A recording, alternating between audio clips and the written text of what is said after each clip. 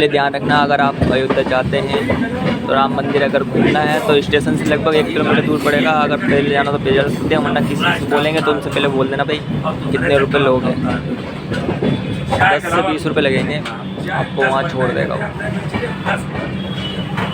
तो ये रहा गोरखपुर सिटी। ऐसा बताऊँ, ट्रेन से अगर जब ऐसे जियो क्रॉस करते हो तो फ्लाईओवर और सामने से मार्केट का रास्ता जा रहा हो, जैसे ये मेन रोड जा रहा है, तो अलग ही मज़ा आता है देखने का।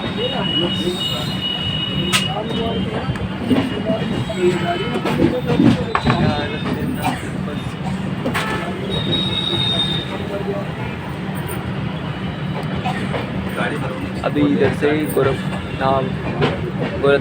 अभी इधर से गोरखनाथ मंदिर का रास्ता भी आएगा। ये वही रास्ता है, आगे गोरखनाथ मंदिर का रास्ता आएगा, पर हमारी ट्रेन चल जाएगी।